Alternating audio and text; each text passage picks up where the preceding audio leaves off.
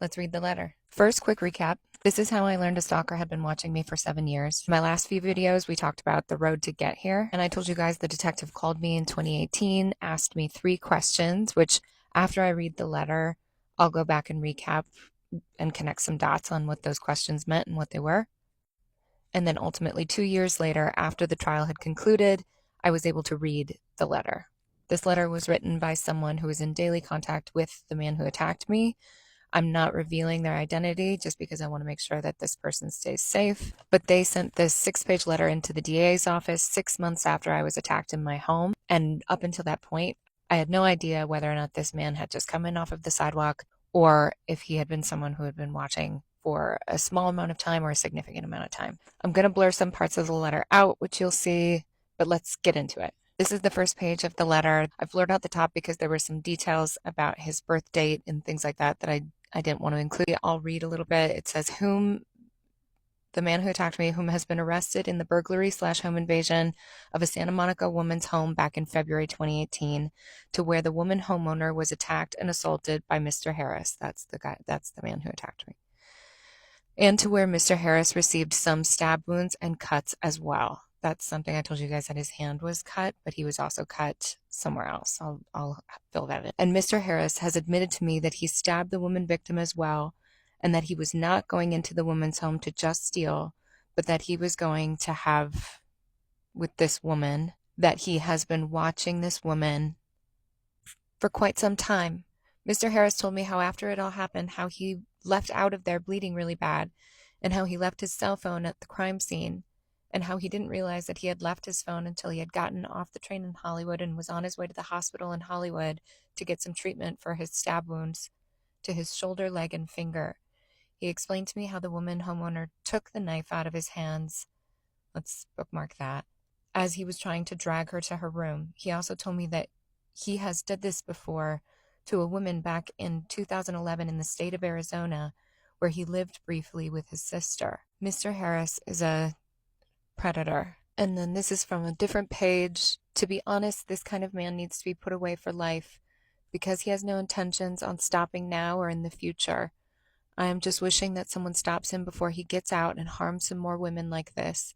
Also, you guys need to contact the state of Arizona to have his DNA tested over there in any open cases. Let's start with the 3 questions that the detective asked me. First question that he asked me was, did you go to a party that night? So he told me later, after the trial, that the reason he asked that question is that there was a big party in Santa Monica that night that had gotten broken up, and he was wondering if there was any connection that maybe someone left this party and came over to my apartment.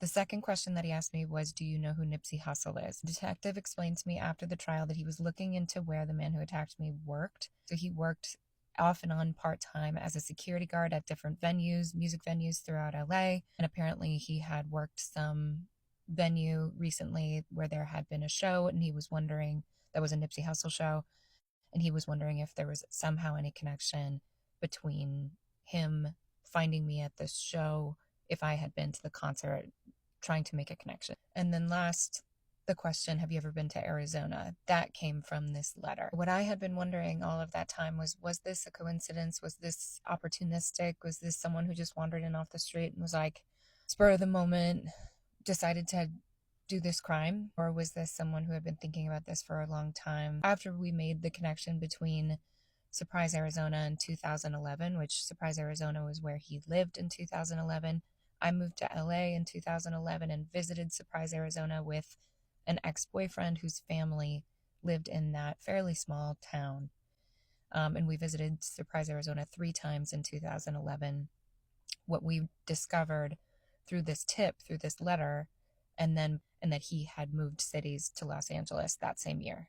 When I was in Surprise in 2011, we had visited my ex-boyfriend's family, and then also my car had died, and I had to buy a car at a car dealership. I believe the police contacted my ex-boyfriend's family members and asked them questions about any connections, anything that they might know. And then I know that the detective looked into any cases in Arizona that had the same MO as mine, like any reported cases that were a home invasion plus an attempted rape or a rape. And when they ran that search, they didn't get any hits. So the case kind of fell cold. Tried to do some investigating ourselves, me and my mom, trying to find this other woman, because what if she was killed? What if she didn't report it? Like, we just don't know. Did I see him somehow in Surprise, Arizona?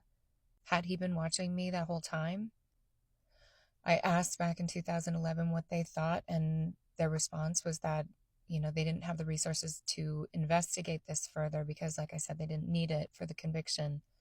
But they said it was too odd to be a coincidence, especially with what I didn't share in the letter. These stories that I didn't share in the letter were stories about him becoming obsessive with women really, really quickly. Basically, any woman that came into his life or passed by that he became obsessive would talk about marriage, would talk about how he's going to make her happy, would talk about how he's going to, would like pressure these women with questions, inappropriate questions. Honestly, hearing all this for the first time, reading this in this letter, it's hard to believe. He was 25 at the time of the attack.